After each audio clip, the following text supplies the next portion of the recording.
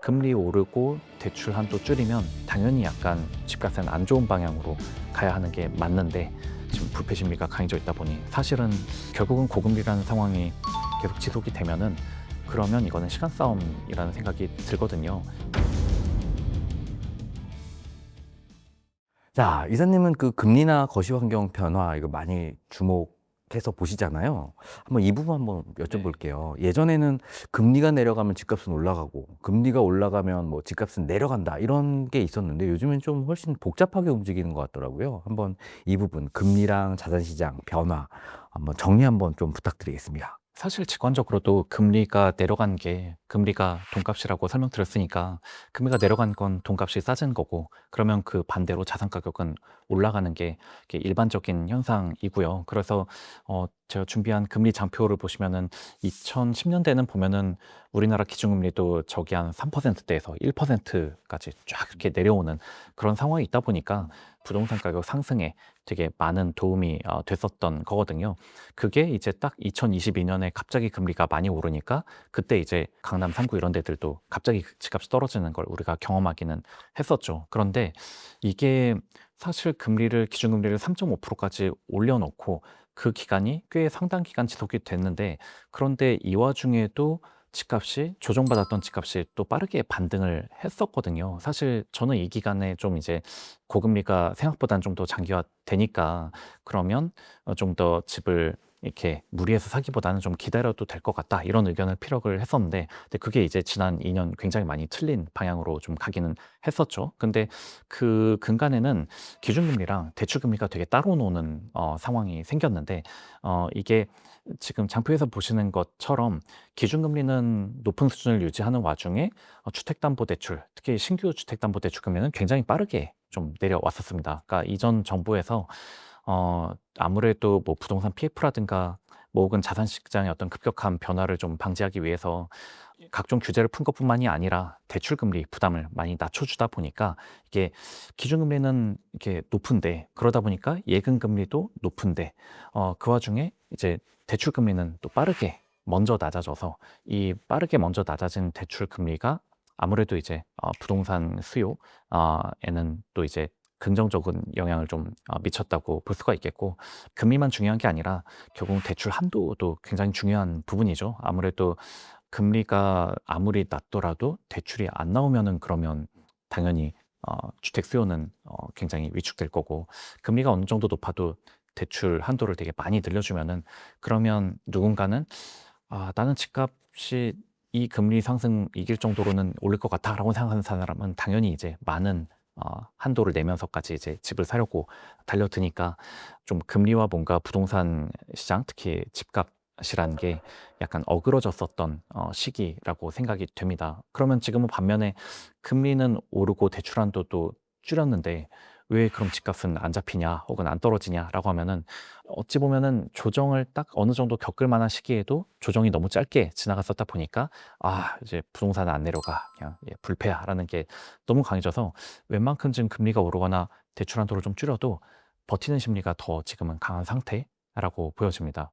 자, 결국 뭐 금리랑 한도 이 부분, 뭐 기대 인플레이션이라는 부분이 지금 시장을 이렇게 말씀하신 대로 작동되고 있는 것 같은데, 그러면 자산 시장에서 우리가 부동산, 주식, 채권 뭐 여러 개가 있잖아요. 이게 각각 다른 방향으로도 이렇게 움직이는 것 같은데 이 관계는 좀 어떻게 이해하는 게 좋아요?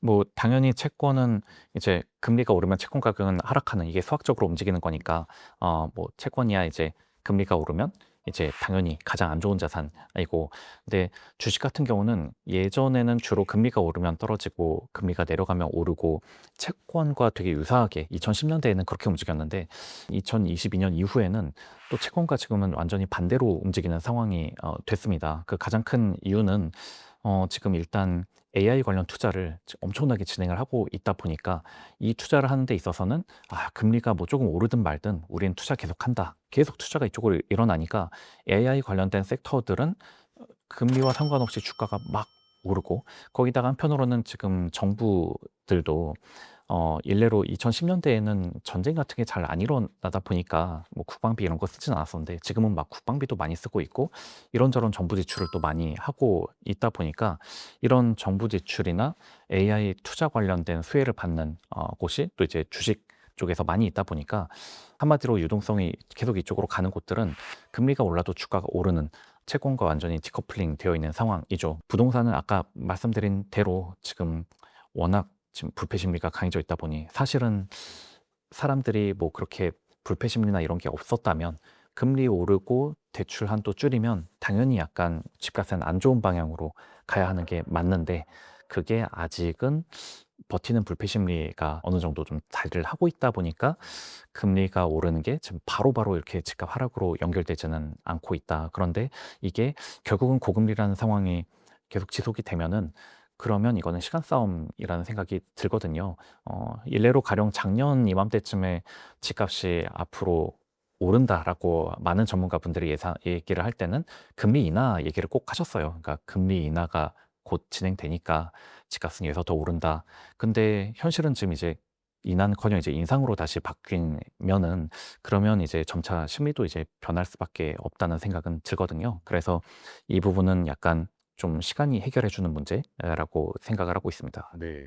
좀 최근에 한 연구를 보니까 금리가 만약에 25bp 인상이 되면 수도권 집값은 하락을 하는데 반면 지방에 관련된 부분은 영향이 좀 제한적이다라는 이런 연구 결과를 발표한 것 같아요. 이 차이는 어떻게 좀 이해하면 되나요?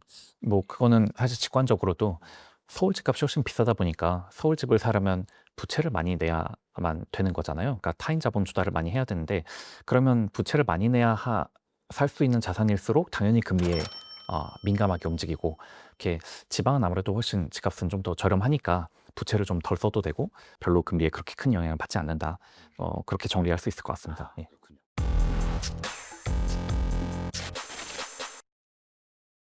자, 그럼 이제 우리 구독자분들께서 이게 정말 궁금하실 것 같아요. 자, 그럼 지금 같은 금리 환경이라면 상대적으로 어떤 자산이 유리한 거예요? 지금의 금리 환경이 지금 고금리가 조금 더 장기화되고 심지어 이제 금리가 인상 국면으로 가는 상황에서는 부채를 많이 내야만 살 수 있는 자산들이 되게 불리하다. 그러니까 그게 지금 슬슬 약간 그 강남 3부라든가 작년까지 많이 올랐던 자산들이 오히려 지금 불리한 모습을 보이는 것도 그 시그널이라고 생각이 되거든요. 그런 자산들이 지금은 되게 좀 불리하고 좀 빚을 안 내도 쉽게 이렇게 접근할 수 있는 자산들 그러다 보니까 그런 대표적인 자산이 최근에는 뭐 주식이나 뭐 원자재 이런 것들이 또 이렇게 좀 어느 정도 지금 잘 가고 있는 그런 상황에 있다고 좀 생각이 됩니다. 그리고 가장 불리한 자산은 상업용 부동산을 빼놓을 수 없을 것 같아요. 그러니까 상업용 부동산은 사실은 예전에 저금리 환경일 때는 특히 2010년대에는 막 예금해봤자 뭐 1% 금리밖에 안 나오고 하니까 야 그냥 건물주 되면은 그래도 월세 수익률이 3%는 나오던데 해서 이제 더 매력적인 수단으로서 건물주 되기라는 게 이제 가장 어떤 그 부자라면 자산가라면 가야 될 것 같은 그런 루트였었는데 근데 지금은 서울의 웬만한 상가들이 실제로도 세해 전 수익률이 한 3% 정도밖에 안 나오는데 어느덧 지금 국채 수익률이 3% 후반까지 왔단 말이죠. 그러면 이런 상가는 내가 뭐 감가상각도 되고 뭐 이런저런 유지 비용이나 뭐 그런 것도 자꾸 내야 되는데 그에 비해서 그런 거 아무것도 신경 안 쓰고 그냥 따박따박 그냥 이자가 꽂히는 국채만 사놔도 3% 후반을 받을 수 있으니까 그러면 지금은 이 3% 초반밖에 안 나오는 상가는 그러면 이제 조정을 받을 수밖에 없는 좀 그런 상황에 좀 있다라고 좀 생각이 됩니다. 자, 지금 뭐 정부가 금융 접근성을 제한하고 강하게 대출 규제를 좀 하면서 시장에 어느 정도 일정 부분 효과가 있다. 혹은 뭐 이게 끼케야 금융 접근성에 대한 제한은 부동산에 한 6개월 정도밖에 지속 기간이 없다. 뭐 이런 의견들로 조금 나뉘고 있는 것 같아요. 자, 이런 어떤 대출 규제 강하게 하는 부분 효과가 좀 어떻다고 좀 평가하세요?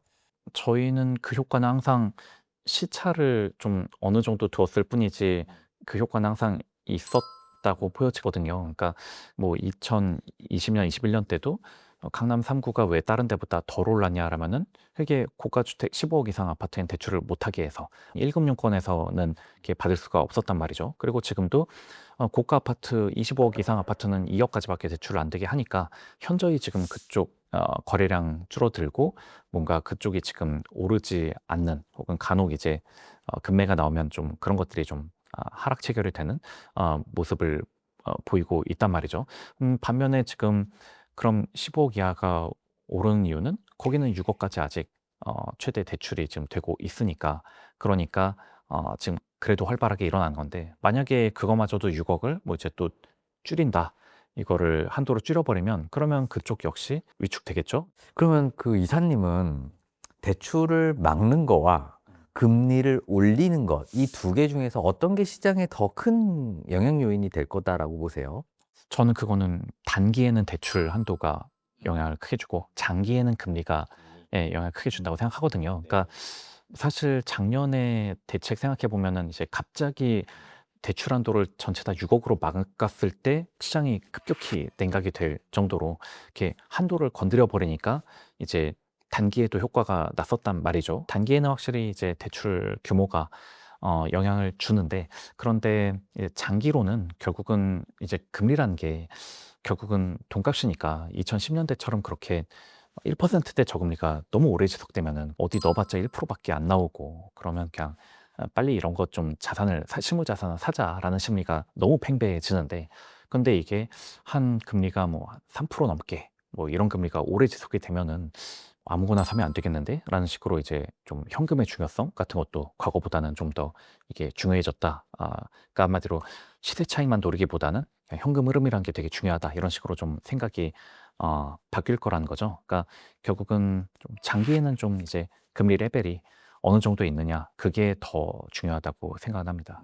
아니, 요즘에 한간에 SK 하이닉스 그 상여금이 화제가 되면서 일정 지역의 집값을 끌어올리고 있다. 뭐 이런 주장도 있더라고요. 이 부분 좀 어떻게 그쵸. 보세요? 뭐 이제 그 회사 셔틀버스가 다니는 곳이 오른다 해서 서세권 뭐 이런 말도 나오고 하죠. 근데 그러니까 제가 아무리 좀 이제 야 이런 매크로 환경과 이런 금리 환경에서는 그리고 이런 정부 정책, 정부 의지하에서는 집값이 앞으로 좀 당분간 오르기 힘들다라는 의견을 표명하지만 그런 반도체 대기업의 어마무시한 성과급은 그거는 분명히 플러스 요인, 그러니까 집값을 자극할 수 있는 요인이라고 생각은 합니다. 근데 다만 이제 보도되는 것들에서는 이거 왜 너무 쉽게 간과하지 싶은 게 이게 그 세후로 받는 거는 한 60% 정도만 받는 이제 거죠? 뭐 네. 인당 7억을 받는다라고 음. 하면은 너무 엄청난 돈이지만 이거 음. 세금 내고 나면 아마도 한 4억쯤 될 거거든요. 음. 그러면은 세금으로 너무 많이 음. 냈다 보니 뭐 네.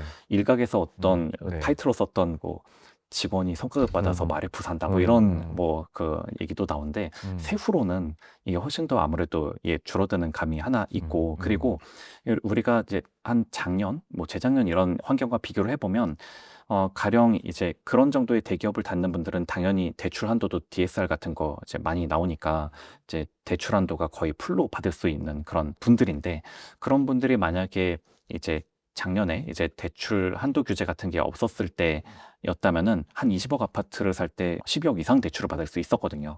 근데 이제는 한 20억 정도 되는 아파트 살려면 4억까지밖에 대출이 안 나오니까 이 한도가 대략 거의 한 8, 9억 줄어든 효과가 나죠. 그래서 가용 자금이라는 거는 오히려 작년보다 줄어드는 것과 다름이 없다. 이 부분은 좀 같이 생각해 봐야 되는 문제인 것 같아요. 네, 그래도 뭐 이런 억대 상여금 좀 부럽긴 하죠. 그렇죠, 그렇죠. 네네. 아니, 이사님, 뭐 한 1, 2년 전만 하더라도 가계부채가 굉장히 심해가지고 대출 규제를 해야 된다, 이런 논리가 있었다가 지금 가계부채는 어느 정도 좀 줄어든 상황이잖아요. 100% 미만으로 조금 관리가 네네. 되고 GDP 있고요. 대비. 뭐 거시건전성의 문제로 금융 접근성을 이렇게 과도하게 중앙정부가 제한하는 것, 이게 어떤 시장을 조금 부작용을 야기할 수 있는 이런 우려는 없나요?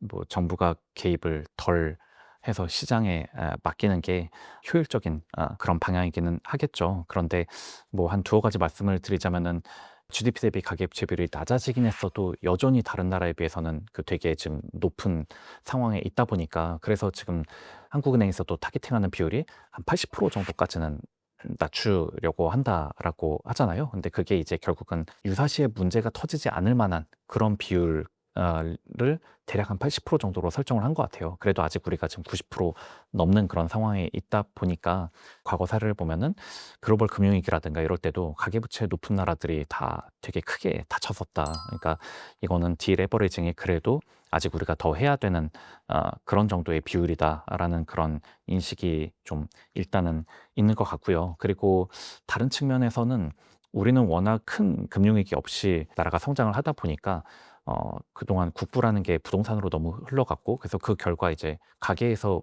부동산 차지하는 비중, 가계 자산에서 부동산 차지하는 비중이 확실히 다른 선진국보다는 그래도 되게 높은 편이다 보니까 이게 그러면 그게 뭐가 문제인데요라고 반문할 수 있겠지만 가령 지금 중국 같은 경우 보면 중국도 이제 가계 자산의 상당 부분이 부동산인데 계속 집값이 떨어지니까 너무 내수도 안 좋아지고 소비가 안 좋고 이런 일을 지금 같이 겪고 있단 말이죠. 그러니까 뭐든지 이게 쏠림이란 게 생겨버리면 그에 따른 부작용이 좀 나중에 같이 지금 당장은 아니더라도 뒤따라오는 거다 보니까 일종의 국가적인 프로젝트가 좀 가동 중인 거다라고 이해를 하면 좋지 않겠나 라고 생각합니다. 어떤 돈의 물길을 한쪽으로 이렇게 하겠다는 거죠. 돈의 물길을 어떤 정부가 인위적으로 한쪽으로 쏠리게 하는 게 가능한가요?